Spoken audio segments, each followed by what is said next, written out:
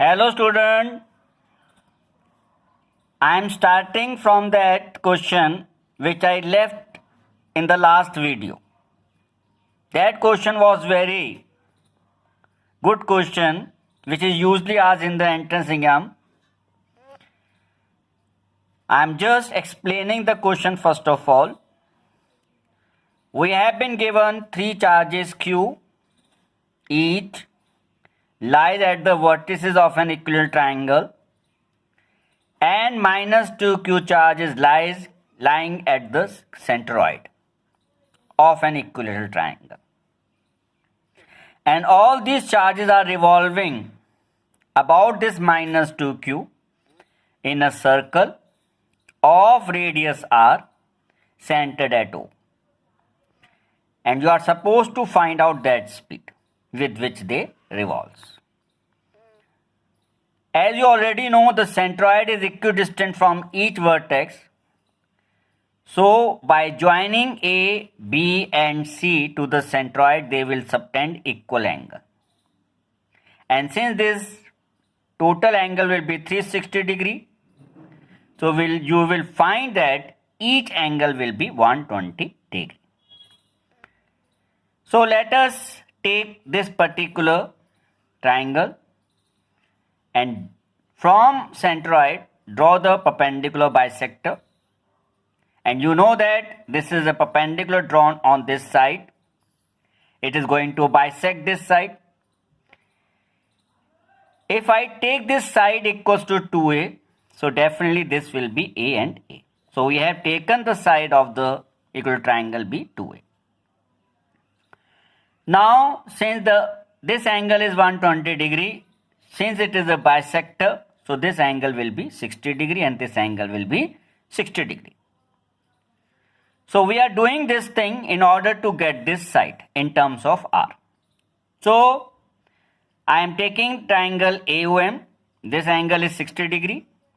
Opposite to the angle is a perpendicular. Opposite to the 90 degree is hypotenuse. So apply the sine 60 degree relation. You know that sine 60 equals to perpendicular upon hypotenuse. Perpendicular is A and hypotenuse is R, and sine 60 degree value is root 3 by 2. So I get A equals to root 3 by 2 R. And just 2 go on to this side. This is 2A. 2A comes out to be root 3R. And 2A is what? It is a side of the square. So we have found that side in terms of R. And I want to get how much force is acting on this particular charge or this charge or this charge, and that particular force which is exerting net force will behave as a centripetal force. So we will do the next step in that manner. So let us see. On this Q charge, this Q is going to repel because both are positive charge. This Q charge is positive, this Q charge is positive, therefore it is also going to repel. So F2 and F3 are directed in this direction.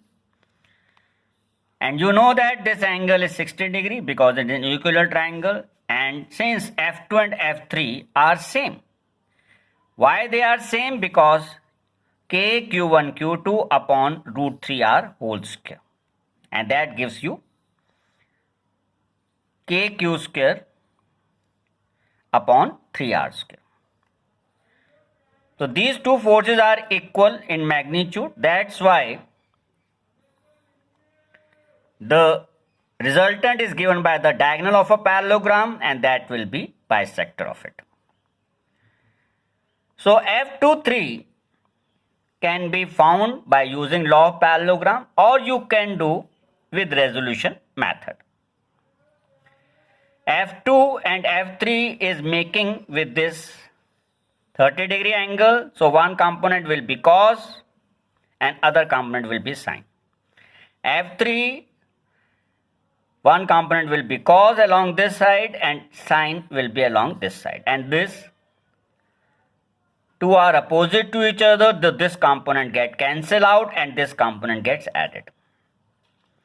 So let us say this net force F23 equals to 2F2 cos 30 degree because F2 and F3 are equal. So you will get F2 relation KQ square upon 3R square.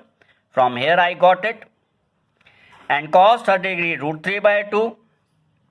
So F23 comes out to be KQ square by root 3R square. Or you can apply law of parallelogram, F2 square plus F3 square plus 2F2 F3 cos 60 degree. And cos 60 degree you know that half. Again you will get F23 equals to root 3 times of F3. That means KQ square upon root 3R square. And what is the force exerted by minus 2Q on Q? Since it is a negative charge, this one is a positive charge. It is going to attract. So F1 is in this direction. So F1 is toward the centroid. F23 is away from the centroid and they are opposite to each other. That's why they are opposite to each other. So net force comes out to be F1 minus F23. And F1 is 2KQ square by R square and F23 is KQ square upon root 3R square. And this net force is going to behave as a centripetal force. And what is the relation of centripetal force? mv square by R. And you will get V equals to under root of all these things. Cancelling one R and taking M on the other side. So what we did here, just I am explaining it because it is a very good question. On this Q charge, this Q is going to repel, this Q is going to repel. F2 and F3 are equal, so resultant will be along the diagonal, and by the law of parallelogram, we can get under root F2 square plus F3 square plus 2F2 F3 cos 60 degree because the angle between them is 60 degree. And cos 60 degree half and F2 and F3 are equal. F2 and F3 is what? K Q1 Q2 upon root 3R square. Because the distance is root 3R. Just we found. And F1 is the force exerted by minus 2Q on Q and that is attractive in nature. So therefore direction towards the minus 2Q. And since they are opposite to each other, so that's why net force is the subtraction of these two.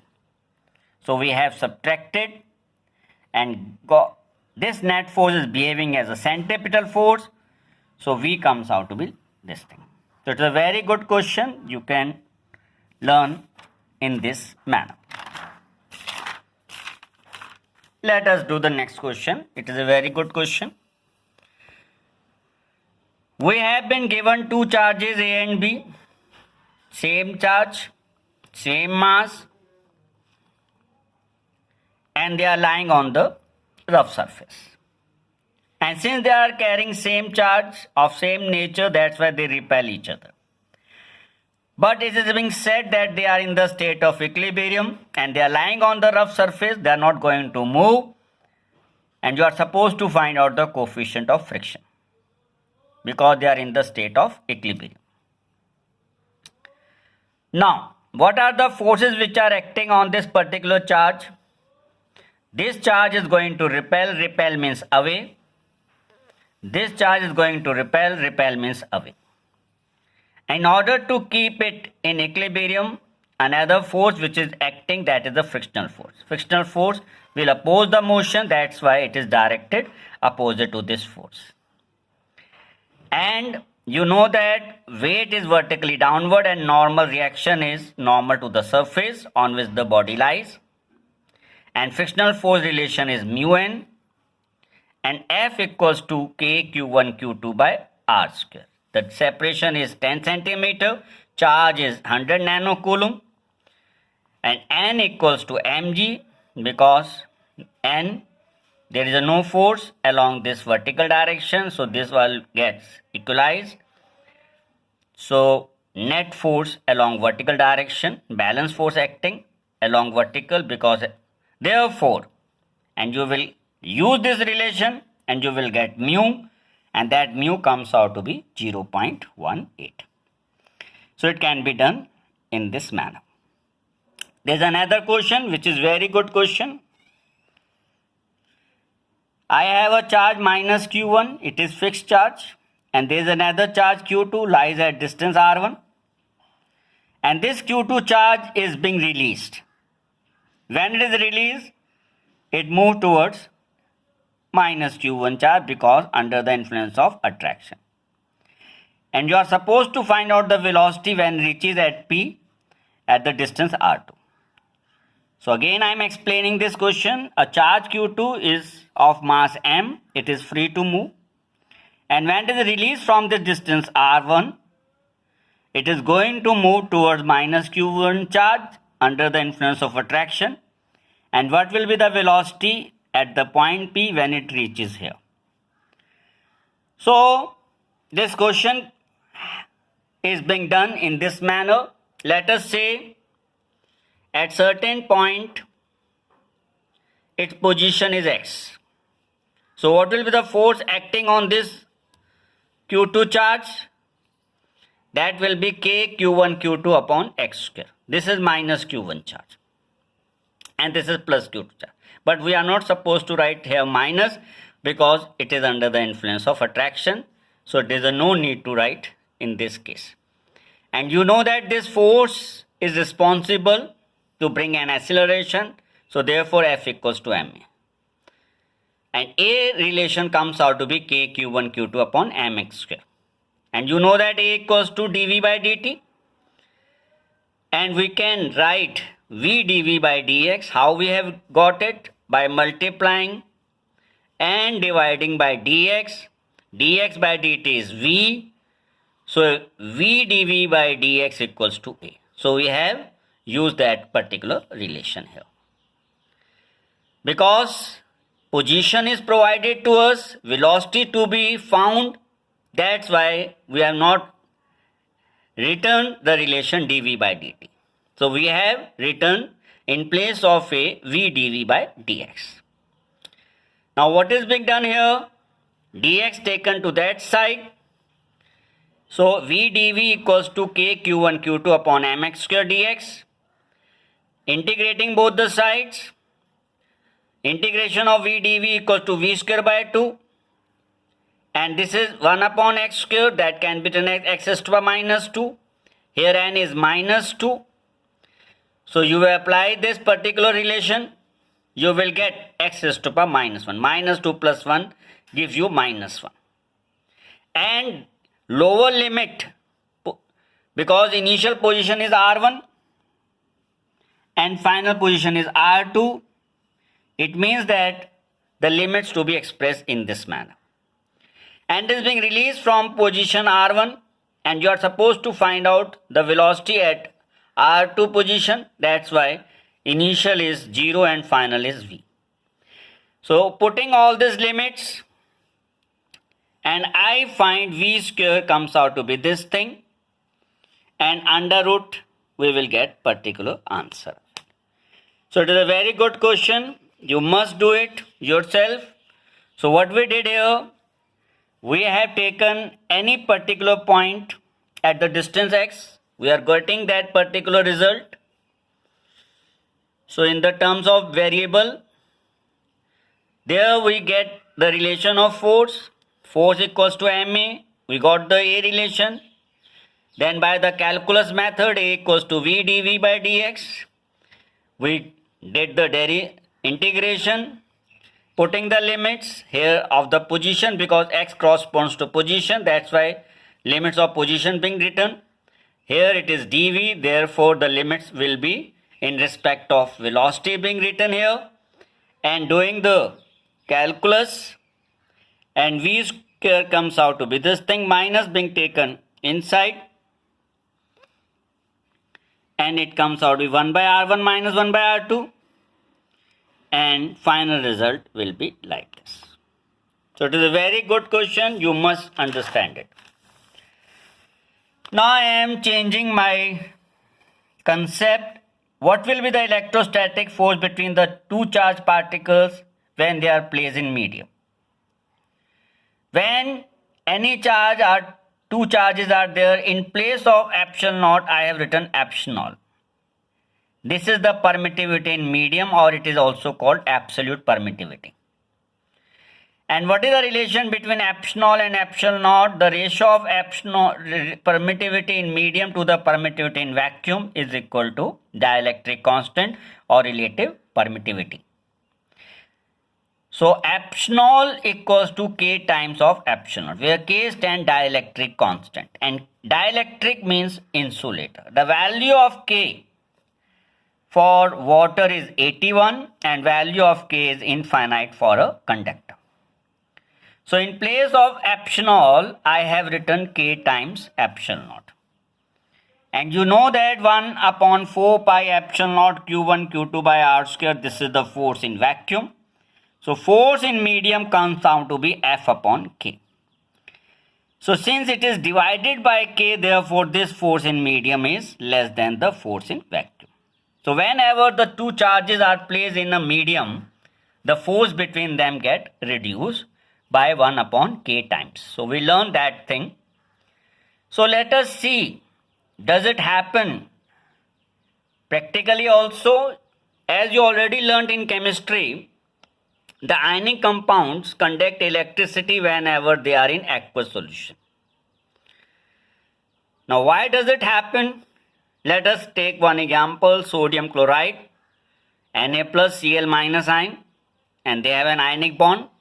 These are the ionic compound. Let us say the force between them is F. When salt solution is made, the aqueous solution is made, the force become F upon 81. Because the dielectric constant of water is 81. So this will become F upon 81. Just I told you, this is the dielectric constant value of water. So when you have an aqueous solution, this sodium ion and chloride ion, the force become 1 upon 81 times, and then this force get reduced, so it is easy to disassociate these ions, and when they disassociate they become free ions, and when they become free ions, definitely they will conduct electricity. So in this manner we prove this thing, the force get reduced whenever they are in aqueous solution. Let us do the question on this particular concept. I have two charges suspended from the same point with the two strings of same length, and they are at angle theta, 30 degrees say. And these two charges are repelling each other in vacuum. When they are placed in a medium of density 0.8 gram per centimeter cube, the angle remains same, and you are supposed to find out the dielectric constant of this medium. We did this question, we did the concept, what are the forces which are acting on this charge? The weight vertically downward. Since they are two like charges, so they repel, so the force will be in this direction because they are going to repel means away, and the tension along the string. Let us say the angle is theta. We are not taking 15 degree, we are taking just theta, and just resolving tension, as I already explained this thing, one component T cos theta opposite to mg and T sin theta opposite to F. And since it is in the state of equilibrium, T sin theta equals to F, T cos theta equals to mg, and dividing them, tan theta comes out to be F upon mg. And mass, you know that density into volume. Density here, this is the density of the body, and that density is given to us of the body is 1.6 gram per cc. Now, so when you divide tan theta F upon rho Vg, this is the first equation. When it is being placed in the medium, the angle remains same, which is given to us. And what are the forces acting on this body? Because it is in the medium, so there will be upward thrust. And upward thrust equals to the weight of liquid displaced.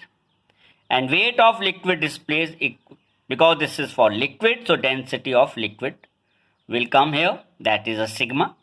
So it is this one is sigma, you can express, into V is the volume of the spherical body, into G.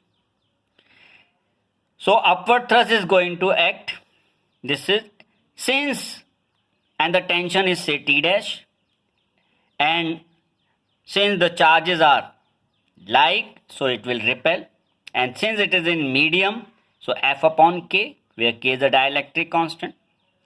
Again, you know that you will resolve T dash cos theta, and the net weight will be W minus U. So W minus U means rho Vg minus sigma Vg. This is the net weight. Weight will be equal to T dash cos theta. And T dash sin theta equals to F by K. So it means that on dividing tan theta equals to F upon K rho minus sigma Vg. This is also tan theta. This is also tan theta. We will just equate them and solve it. You will get K equals to 2. So one thing I want to clear here. This is in vacuum, so only weight is there. This is in medium, so upward thrust comes into action here.